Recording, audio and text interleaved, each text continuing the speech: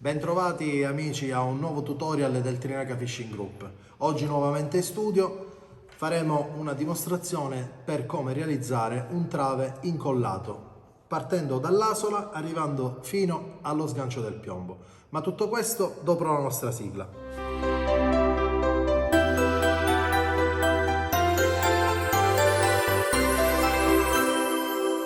Come vi dicevo, per la costruzione di questo trave oggi impiegheremo il nostro travometro, un travometro costruito artigianalmente in alluminio, non è di una qualità eccelsa, però fa il suo lavoro lo fa alla giusta maniera, presenta degli snodi, insomma per così dire, delle fasce di metallo dove noi andremo a mettere le nostre girelle, un inizio e una fine e lo possiamo estendere fino a circa 3,20 m. Ma vediamo nello specifico quello che occorre per costruire questo trave. Partiamo dai componenti. Allora, senza dubbio non possono mancare le nostre perline, devono essere rigorosamente in vetro. Ora, per ragione di opportunità e di visibilità, quelle che vedete adesso sono abbastanza grossolane per far sì che riusciamo a farvi vedere proprio come si inserisce il nylon e come la colla si va ad introdurre all'interno della perlina. Qui invece vi mostro gli sganci che saranno determinanti per il nostro piombo. Ne abbiamo messo di 4 tipi. Abbiamo il classico con girelle barilozzo, questo di qua che invece è fatto artigianalmente da dei nostri amici che producono della minuteria veramente eccelsa. Ha un barilozzo anche lui per scaricare le torsioni, ha un tubicino in silicone abbastanza rigido che ci permette sia di bloccare il piombo che di evitare che magari durante la fase di recupero il filo possa andarsi a incagliare all'interno. Il classico Fast C che troviamo, ce l'hanno tanti brand, lo usano in molti, e poi quest'altro che è a sgancio rapido, è molto utile e rapido nell'inserimento del piombo, questo lo uso abbastanza frequentemente. E poi non possono mancare le nostre girelle, ovviamente tutte proporzionate al tipo di filo che noi andremo ad impegnare. Man mano il filo diventa più sottile, più scendiamo con le nostre girelle. La nostra immancabile super colla, nello specifico questa è una K1 Special Glue della Fishmed, ci stiamo trovando veramente bene, ha un ottimo potere di incollaggio, è molto funzionale, ovviamente una cena acrilica. Ovviamente non tutte le colle sono idonee, quindi cerchiamo di utilizzare dei prodotti che hanno una buona resa.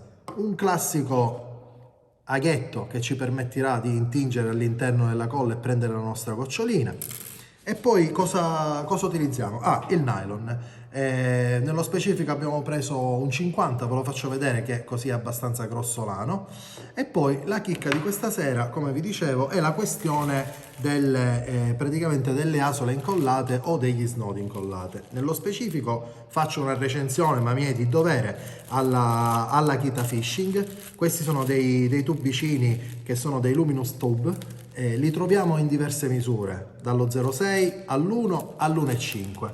Con questi di qua praticamente noi andremo a doppiare il filo all'interno, mettendo una goccia di colla, solo andrà a tirare e avremo il 100% del carico di rottura. Andiamo alla costruzione del trave, così acceleriamo tutti i tempi. Allora, prima di procedere all'incollaggio andiamo a fermare la nostra coroncina. Come va fatta? Prendiamo il nostro filo e facciamo perlina, girella, perlina. Questo è un trave che faremo a 3 snodi, quindi rifacciamo di nuovo la medesima operazione. Perlina, girella e perlina, e siamo a 2. E adesso nuovamente perlina, girella e perlina. Ok, adesso qua noi ci siamo creati i 3 snodi. Questi sono i nostri 3 snodi.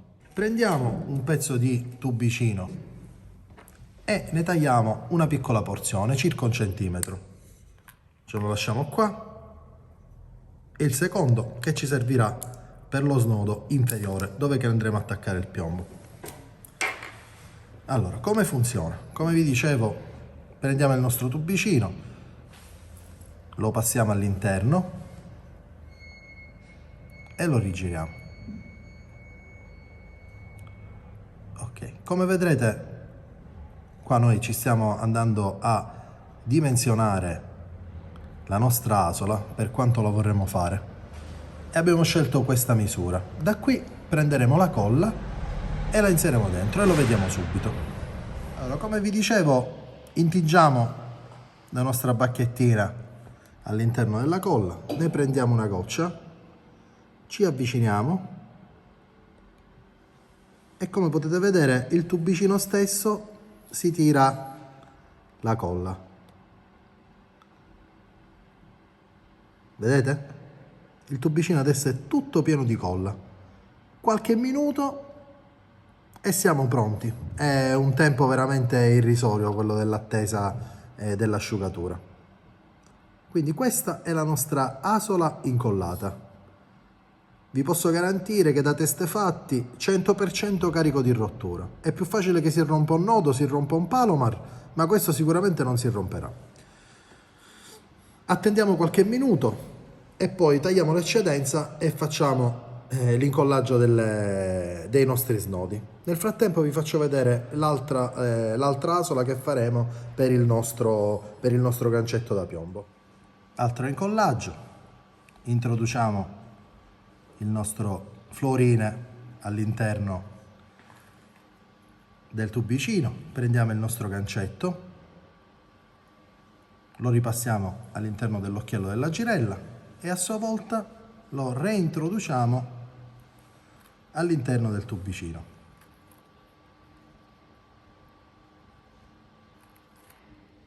E andiamo a serrare. Come vedete non abbiamo fatto alcun tipo di nodo. Vedete? È il massimo della pulizia. Procediamo con l'incollaggio. Lo teniamo, prendiamo la nostra goccia di colla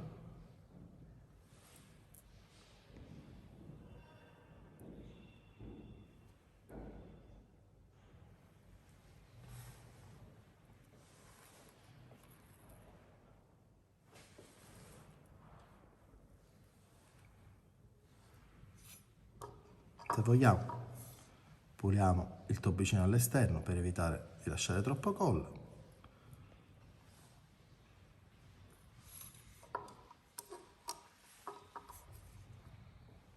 E anche il nostro tubicino per lo sgancio del piombo è pronto.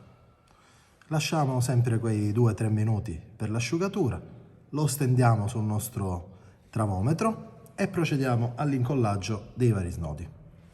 A questo punto abbiamo messo un elastico per tenerlo. Questo è il nostro snodo. Tagliamo la nostra eccedenza e così risulterà il nostro trave. Passiamo adesso all'incollaggio dei nostri snodi. Ve li faccio vedere abbastanza stretti, così avrete idea di come vanno fatti alla perfezione. Adesso siamo pronti all'incollaggio dei nostri snodi. Intingiamo sempre la nostra bacchettina per prendere un po' di colla all'interno della colla che ve ne ho parlato poco fa. Li abbiamo sistemati. Allora, facciamo dall'interno, ce lo tiriamo verso l'esterno. In questa maniera la colla passa attraverso il foro della perlina con il nylon. E questo è il primo. Il secondo lo rimettiamo, come vedete noi prendiamo e lo andiamo a tirare da questo lato, avendo cura di lasciare un poco di colla all'estremità per far sì che fa una sorta di conetto che ci permette di avere più struttura. Vedete dove sto passando proprio in questo momento la colla? Togliamo l'eccedenza e il nostro primo snodo è effettuato. L'abbiamo fatto molto raccolto, molto pulito. Si fa raccolto per evitare che magari durante la fase di recupero possa esserci una forma di groviglio. Passiamo al secondo snodo, quello centrale.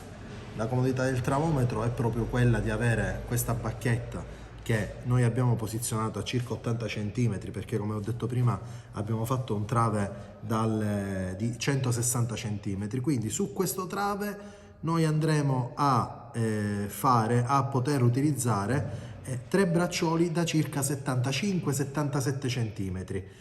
Perché questa misura? Questa misura la facciamo in questa maniera per far sì che l'amo superiore, nel momento in cui si va a distendere sul trave, non si vada ad impattare con lo snodo centrale, e così via lo stesso anche il bracciolo pescatore in fase di salita non vada a toccare lo snodo centrale. Quindi ricordiamoci sempre che nella misura di trave che noi scegliamo, per esempio un 160 cm, di togliere sempre quei 2 cm, 2-3 cm da ogni singolo bracciolo. Trave da 160 con gli snodi incollati a battere sull'asola, avremo una lunghezza massima di bracciolo fino allo snodo centrale di circa 77 cm, 75 cm, siamo là. L'importante è ricordarci di lasciare sempre un piccolo spazietto, questa è una cosa fondamentalissima.